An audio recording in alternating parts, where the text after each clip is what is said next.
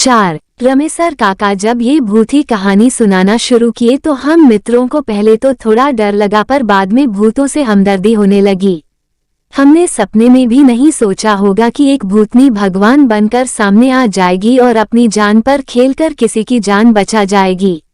जी हाँ, ये कहानी एक ऐसी ही भूतनी की है जो मकरेरा से टिकरिया जाने वाली छोटी लाइन पर घूमती रहती थी और लोगों के साथ ही जानवरों आदि की जान भी बचाया करती थी। बात बहुत पहले की है। एक बार रमेसर काका अपने बेटे से मिलने लखनऊ गए हुए थे। वे शाम को लगभग 4 बजे लखनऊ से ट्रेन पकड़कर मकरेरा के लिए रवाना हुए। मकरेरा पहुंचने में रात के करीब 10 बज गए। मकरेरा पहुंचने के बाद उन्होंने सोचा कि शायद इस समय टिकरिया जाने के लिए कोई गाड़ी मिल जाए। टिकरिया और मकरेरा के बीच मात्र 6-7 किलोमीटर की दूरी थी और इस रूट पर 1-2 पैसेंजर गाड़ियां दौड़ा करती थीं।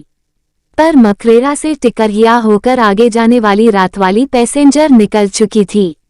अब रमेसर काका क्या करें? पहले तो उन्होंने वह रात स्टेशन पर ही गुजारने की सोची, पर फिर पता नहीं उन्हें क्या सूझा कि अपना झोला झंटा उठाए और रेल की पटरी पकड़कर मकरेरा से टिकरिया की ओर चल दिए। टिकरिया में स्टेशन से थोड़ी ही दूर पर उन्होंने एक झोपड़ी डाल रखी थी और उसी में चाय पकौड़ी आदि बेचा करते थे। रमेसर काका निडर होकर तेजी से पटरी के किनारे किनारे आगे बढ़े चले जा रहे थे। उन्हें तो देर सबेर पैदल ही पटरियों से होकर इधर उधर आने जाने की आदत थी। अस्तु उस काली रात में भी वे तेजी से ऐसे बढ़े चले जा रहे थे जैसे दिन का प्रकाश हो। अभी रमेसर काका लगभग 1 किलोमीटर तक बढ़े होंगे, तभी उन्हें पटरी के बीच एक बकरी नन्मियाती हुई नजर आई। उन्होंने पास जाकर देखा तो एक बकरी जिसके गले में पगहा बंधा था और वो पगहा पटरी के बीच में फंस गया था। पहले तो रमेसर काका के दिमाग में यह बात आई कि आखिर इतनी रात को ये बकरी यहाँ कैसे आ गई और अगर कोई लेकर आया था तो इसे छोड़कर क्यों चला गया। खैर रमेसर काका ने और अपने दिमाग पर जोर न डालते हुए उस बकरी के फंसे पगहे को निकालने की कोशिश शुरू कर दी, पर पगहा इस तरह से फंसा हुआ था कि निकलने का नाम ही नहीं ले रहा था। इसी दौरान उस लाइन से होकर एक मालगाड़ी धीरे गति से आगे बढ़ रही थी। रमेसर काका उस बकरी के पगहे को निकालने में इतने मशगूल थे कि उन्हें आती हुई ना मालगाड़ी की सुध थी और ना ही उन्हें उसकी आवाज सुनाई दे रही थी। धीरे धीरे वह मालगाड़ी रमेसर काका के काफी करीब आ गई। अरे ये क्या! अब जाकर रमेसर काका को मालगाड़ी का आभास हुआ और वे कूदकर पटरी पर से हटना चाहे, पर यह क्या, वे ज्यों कूदकर भागना चाहे त्यों ही उस बकरी ने विकराल रूप पकड़ लिया। ऐसा लगता था कि बकरी के रूप में कोई दैत्य है। अब तो रमेसर काका थोड़ा डर भी गए और उस बकरी ने भागते रमेसर काका की धोती ही मुंह में दबाकर पटरी की ओर खींचने लगी।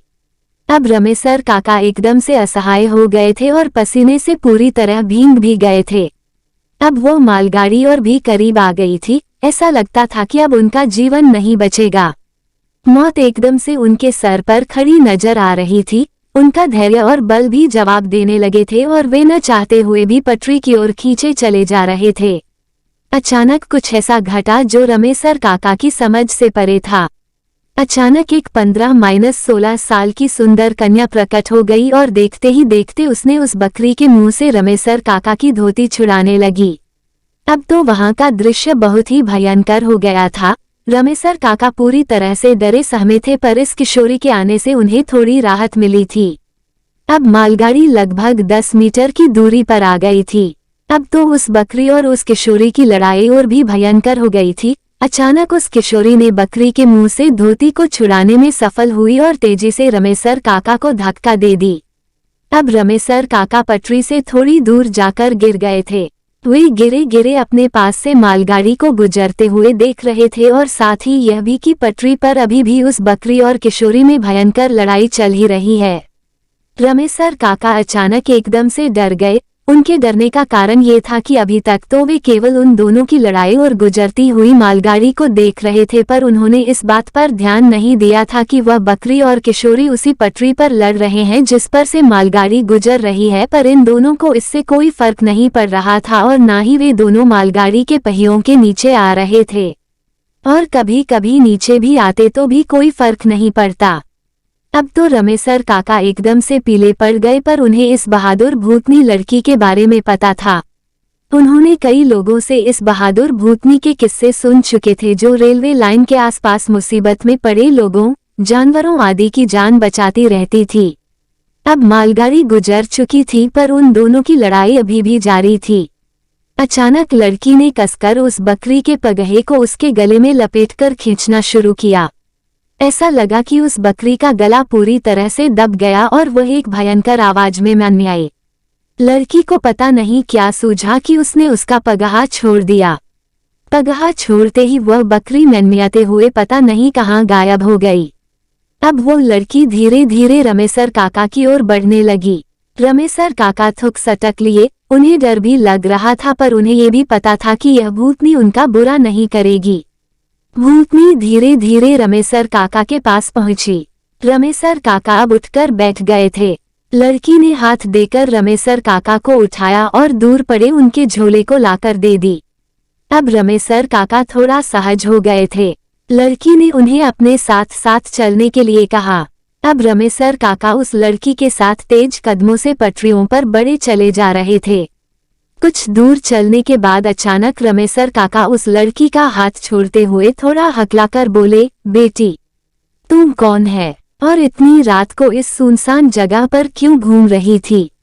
लड़की पहले तो थोड़ा सिसकी, पर फिर संभल कर बोली, काका, 5-7 साल पहले मैं अपने माता पिता के साथ इसी पटरी के किनारे एक मड़ाई में रहती थी।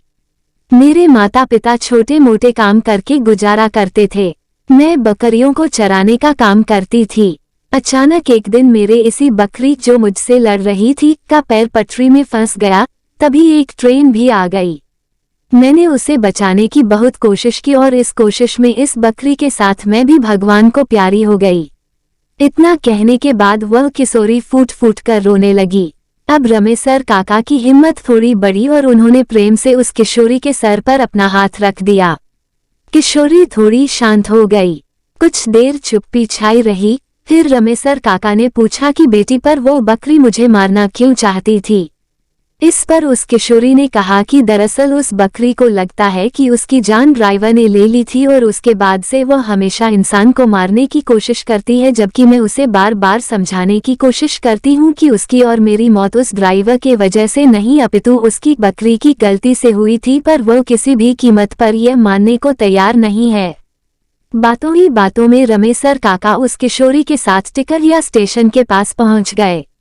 लड़की ने कहा कि काका, अब आप चले जाइए, मैं इसके आगे नहीं आ सकती। पर रमेसर काका ने उससे कहा कि बेटी, तुम बहुत ही अच्छी है और मैं चाहता हूँ कि तुम भी मेरे घर चले, मेरी बेटी जैसी रहे।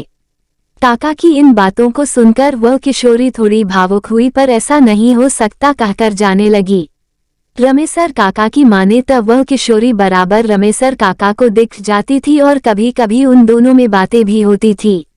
एक दिन रमेसर काका ने उसकी आत्मा की शांति के एक छोटा सा अनुष्ठान कराया और उसके बाद कहते हैं कि वो किशोरी कभी नहीं दिखी। शायद उसकी आत्मा को मुक्ति मिल चुकी थी। कैसी लगी यह भूत ही काल्पनिक कहानी? जय बजरंग बली।